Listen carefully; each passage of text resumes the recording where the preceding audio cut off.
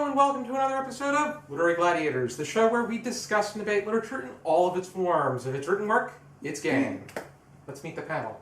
I'm Ari. Trevor. Ilene. Danielle. And I'm Josh. And today we have two new people on the panel, one of which is fresh new, and the other one, you may have seen her on our channel before.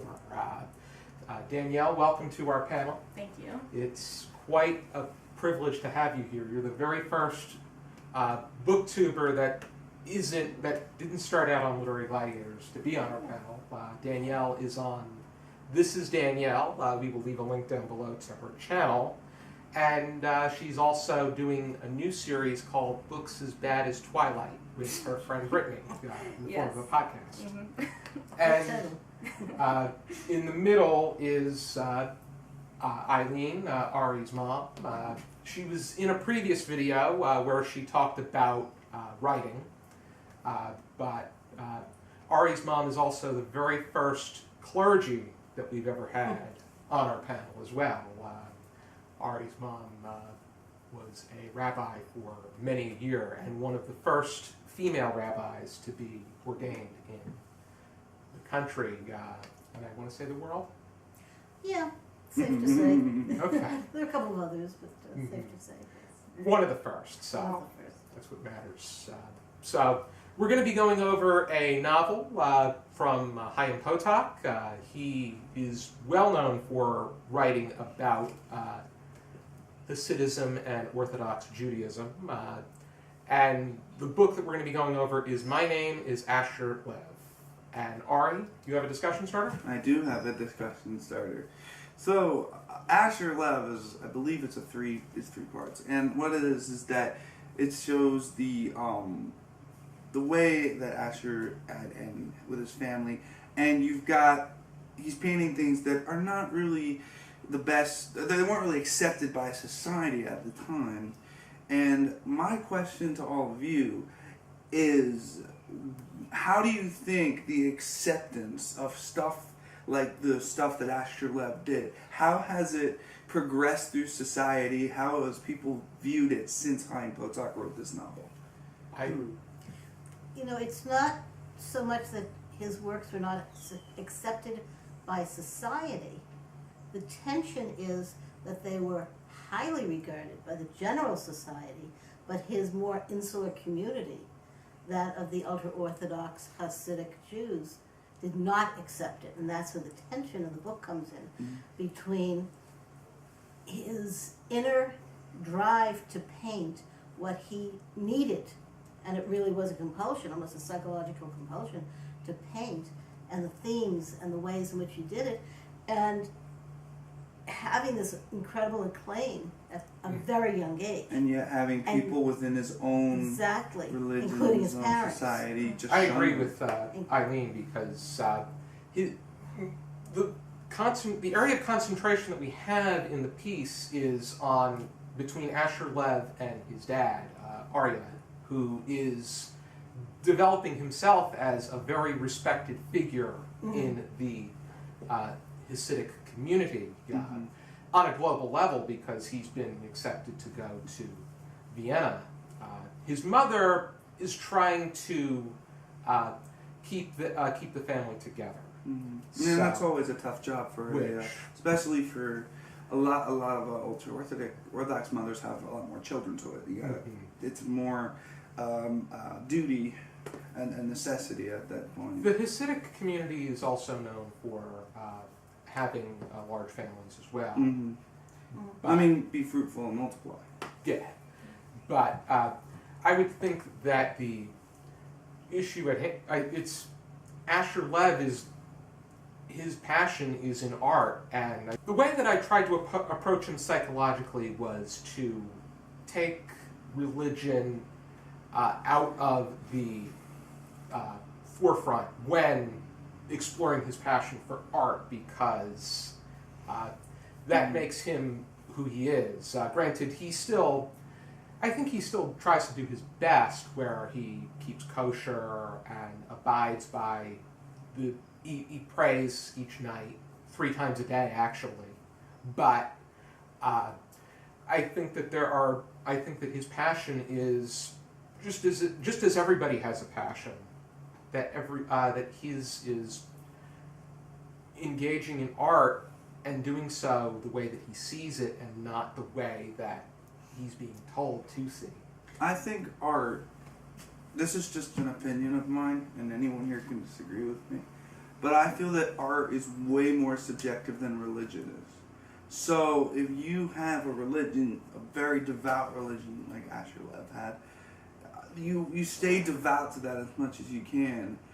But when it comes to like art, like it's subjective. So if you want to draw nudes and people don't appreciate it, like the people in your religious area do not appreciate it, you should still be able to keep doing what you're doing and not have to worry. And if they want to make decisions that don't benefit you, it doesn't mean you stop doing it. That's what Jacob Kahn told him, that if you make decisions based off of what other people want you to do, that makes you a whore. Well, I think he feels conflicted with his community too, because like his father's actually serving the community. He's helping like a lot of Jewish people, whereas, and I guess his father sees that art is not, as in his eyes, helping people. It's not helping their community, which I would argue art can help your community, but not to his father. Now, when you were saying how, Ari, it hit me when you were saying about how, religion is not as subjective as art. Yet, one of the things that Jacob Kahn, while telling Asher to be true to his vision, one of the things he's imparting to him is a set of rules. And that when you don't follow those specific rules for whether it be technique, subject matter, whatever, within the accepted art world, you become an iconoclast. You're an outlier until your vision becomes accepted and all of a sudden becomes the norm. The norm, exactly. And closer to the end, one of the things that Jacob kind of saying to him is, or is lamenting, is the fact that what had been the cutting edge techniques that he had been doing are now being attacked by a younger generation of artists. When he tells him, ignore the whatever group it was, I can't remember what the genre of art was that he said, just nihilists? ignore it. Maybe the nihilists, it may have been some other, I can't remember. Picasso. But no, Picasso was now accepted. Picasso was now one of the benchmarks. But it was one that was upcoming one, that he was basically saying, they're attacking me now. You've got that same kind of thing. Now, one of the things with religion, of course, is that there are rules, and you don't break them if you are Orthodox in a small o sense. If you are traditionalist in any religion, you stick by those rules, or you are no longer considered to be an accepted member of that society. So once he wasn't just the... And the more Orthodox you are, that's what it tends to... Right, it tends to be. And when you go, it's almost like a spectrum, so to speak, where if you go further from, let's say, the right is the most ultra-Orthodox down to the humanist, which would be on the furthest end of the non-observant, non-traditionally observant spectrum, there do seem to be not so much fewer rules, but also more fluidity. Would boundaries. Be Reform, Reconstructionist, Conservative, Orthodox, and then Hasidism is in a branch. Basically. And then there's also a few other sects. There's renewal. There's Conservadox, which is like it's not really a thing, it's more just a general term. They tend to be very observant in terms of ritual, except in the synagogues they allow men and women to sit together. And some other different, I'm being very simplistic here. But that's what Conservadox is, somebody who is Orthodox with exceptions. I guess in that way, Asher Lev was trying to do something that would express his vision, but he pretty much was the outlier, not only in his religious circle, but also in the art circle, which pretty much was pretty much the equivalent of hitting a ball and getting caught out rather than just striking out. He just got caught out. Result, You mean alienation? You mean running with the ball, not catching it. Well, I mean, catching it. Oh. Depends what you're talking about. Yeah. It result persecution, alienation, excommunication. It all boils down as to how far you are willing to go to protect your beliefs. With Asher Lev, though, it's very what happened to him was that he was told to leave. However, that last line really catches my attention, where it says, the last paragraph, I came out of the apartment house. It was cold and dark. I looked up. My parents stood framed in the living room window. I hailed a cab and climbed inside. It pulled slowly away from the curb. I turned in the seat and looked out the rear window of the cab. My parents were still watching me through our living room window. The other thing, too, is you said, Trevor, about excommunication. He was not excommunicated. If he had been excommunicated, the Rebbe would not have said to him, why don't you contact our group, our yeshiva, the community in Paris? They'll be more accepting of you. So he wasn't even throwing him out of excommunicating him from the Levelstory sect, which is a very thinly veiled version of the Chabad, Lubavitcher sect all over the world. But he didn't, because if he had actually issued what's called cherem against him, then no Jew could have spoken to him, eaten with him, had any kind of communication with him at all, which in the Middle Ages, before modernism, was certainly, that was like the worst, because you're not accepted by the non-Jewish community, you're an outcast in the Jewish community. Nowadays, you just find a place for yourself somewhere else within the broad range of Judaism. But to be put in cherem by those who are his cohorts, those who are his co-religionists in terms of the particular sect that he belonged to, would have been the ultimate, because he would have then been completely shunned. It's almost like shunning among the Amish community. I really appreciate that this book didn't go down the road of him letting go of his religion.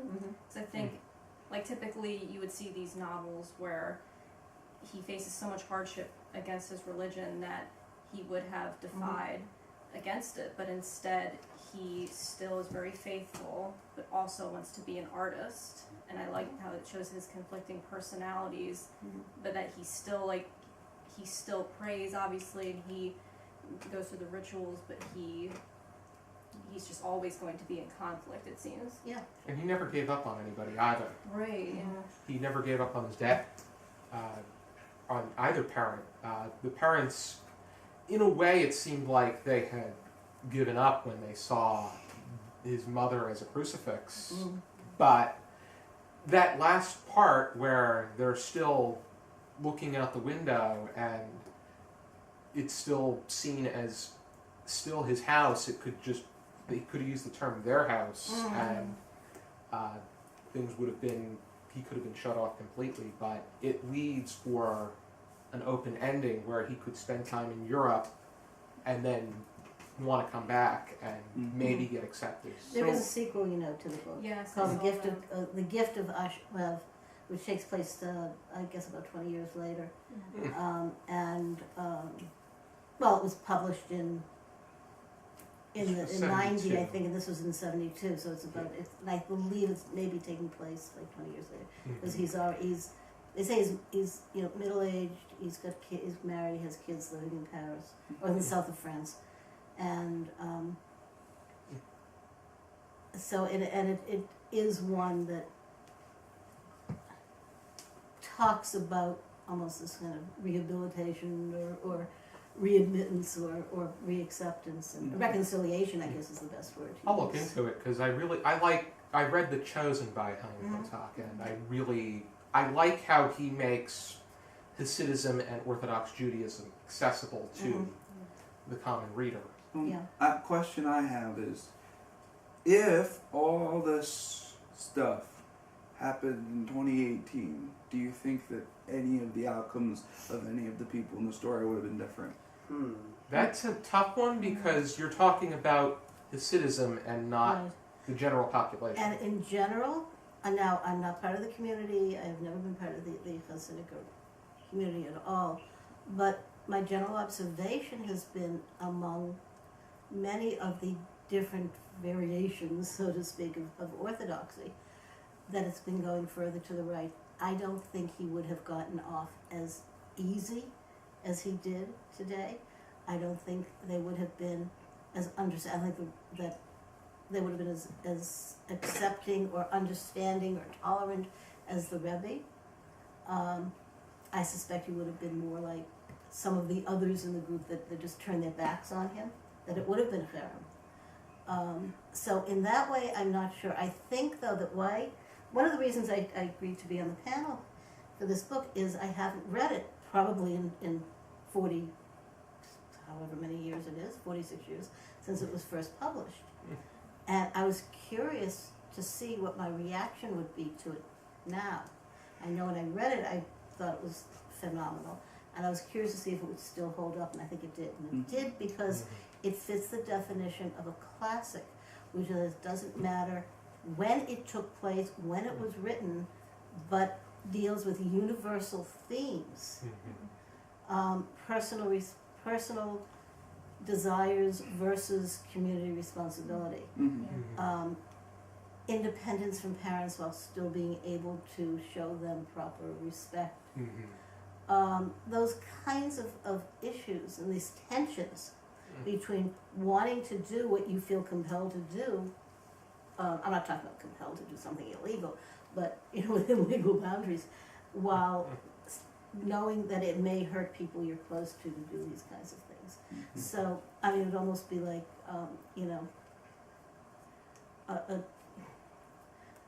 a Jewish child deciding to convert to Catholicism. I mean, these issues still exist, and that's what makes the book hold up after all these years. I read the novel about 2 years ago, and was asked to see the novel as a play in Camden.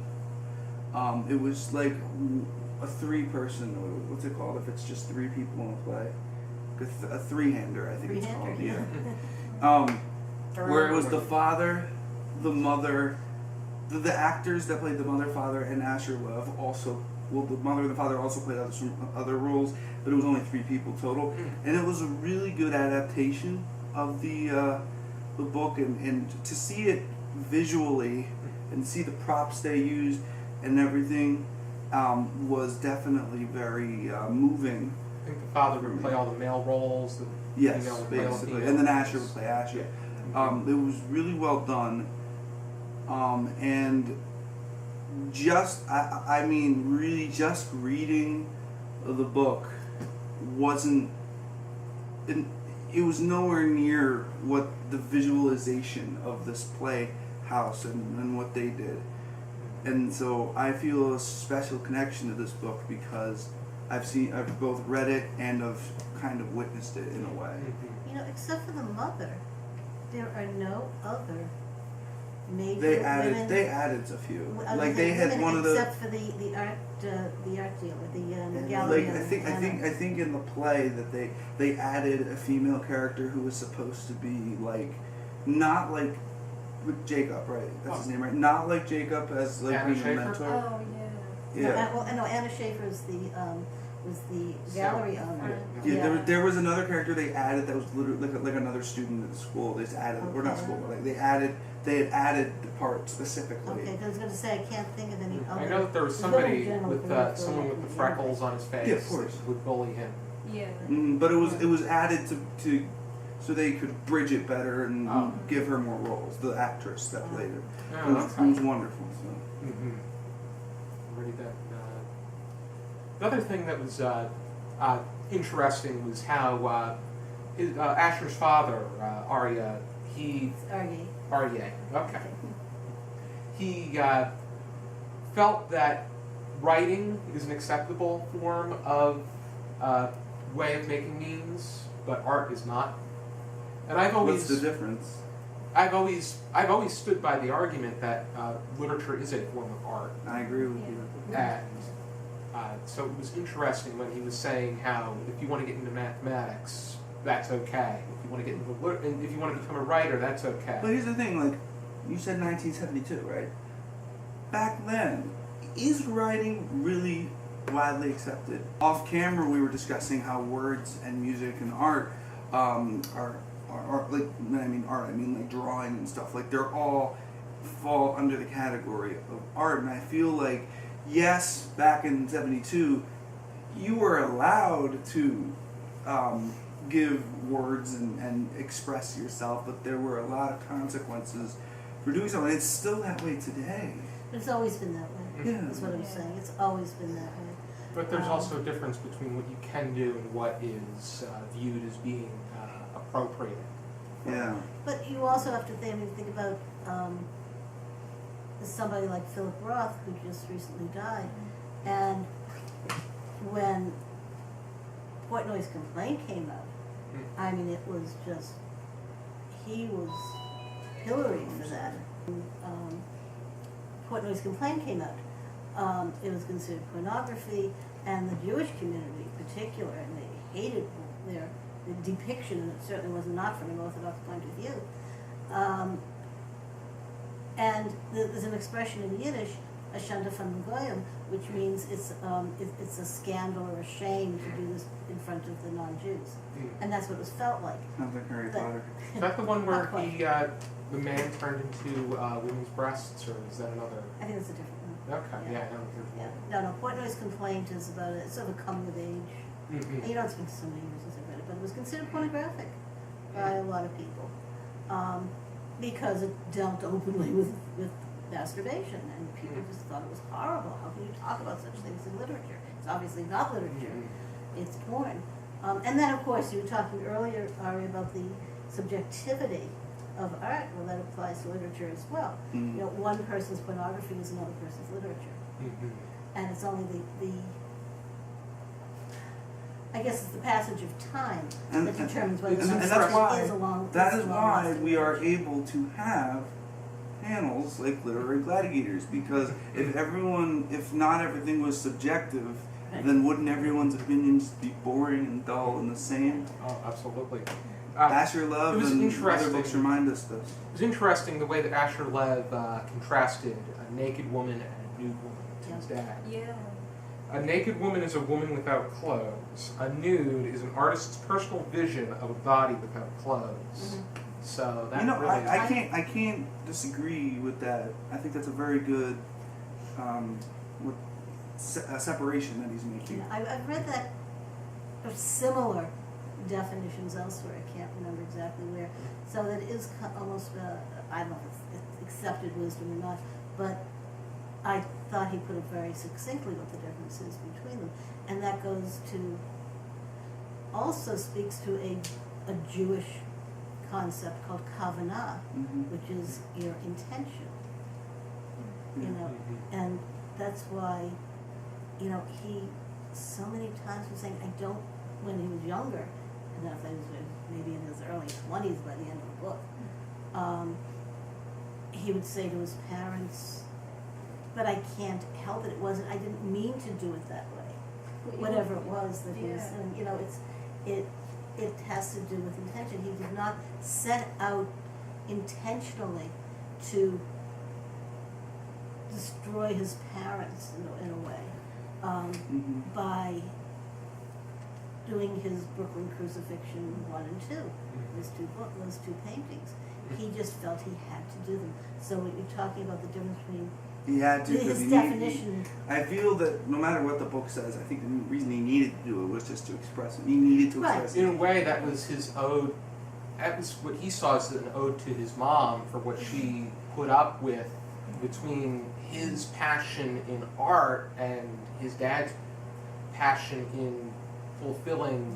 I'm the kind of person where if someone were to tell me this painting or this song is about this, instead of me saying, like crucifixion with the mother, if Asher Lev were to walk up to me right now and say, this is my mother and I made this painting because she's done so much for me, blah, blah, blah, and if she explains it to me, I'm the kind of person who will always listen to the person who has drawn it, because that's like the best source to Of get. course, that's any form of art, literature, music. Even though there is the such thing as death of the creator, what the creator's intent, I like to go by what the creator intended. That's the same thing with Robert Frost saying The Road Not Taken was a satire on indecisiveness. Or like I Am the Walrus has nothing to do with anything. Right. But what did it was interesting.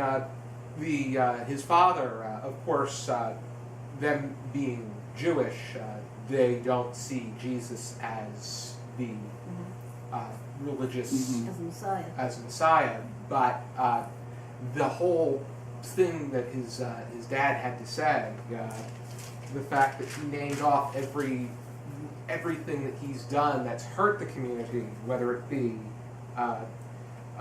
the amount of Jewish blood that was spilled, the fact that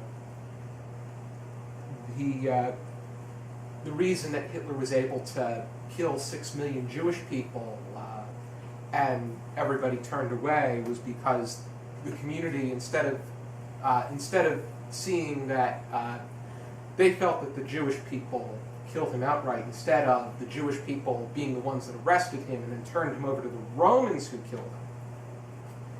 But then you also have the fact that, on a more personal level, that his grandfather was, or he was murdered because while celebrating a holiday for him.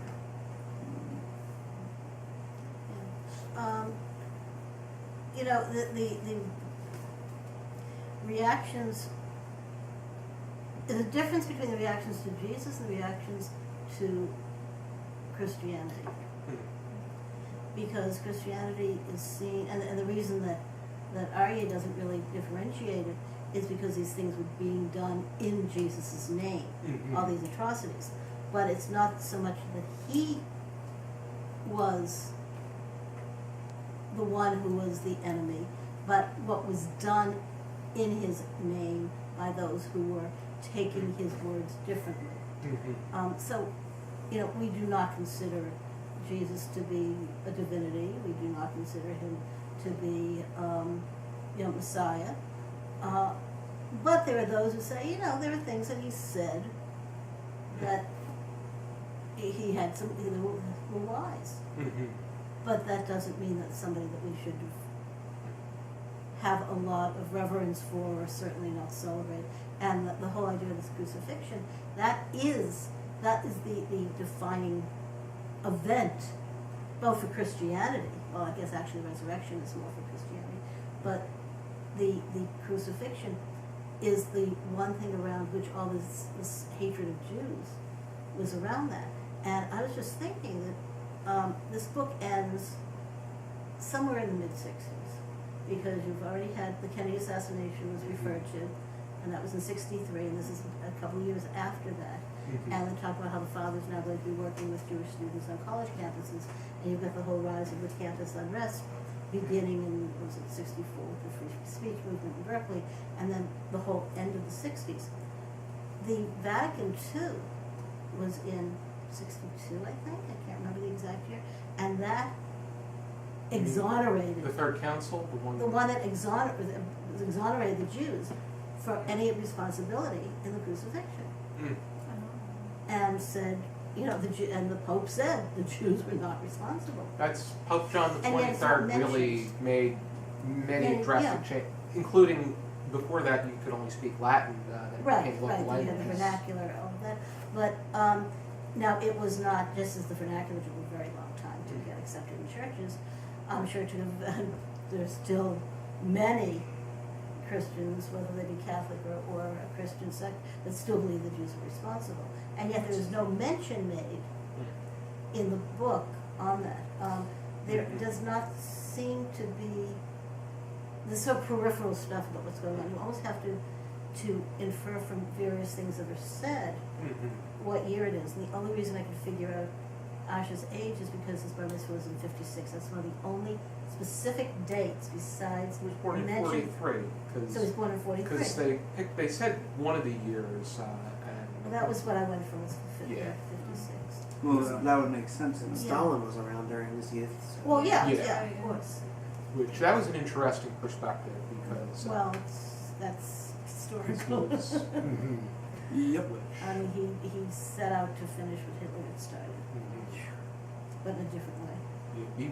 Stalin fought against Hitler because otherwise they would invade him, but then because Stalin was a fascist. He was Well, yeah. I mean, communist was he a did it by forbidding Yeah. any kind of traditional observances of Jewish rituals, or Jewish education, and then by killing off influential members of the society, such as the Doctor's Plot, and he Yeah. did. which didn't go through, but the Goes after the the whole doctors thing with and the poets. It's I mean, it's that he did do that. What do we think of like the use of snow used in the book? Because I know like they talk about Siberia, Yeah. right? Mhm. Where I believe I this call place this- in Russia. yeah, I Yeah. love those descriptions and how constantly Asher is walking outside and he's surrounded by cold.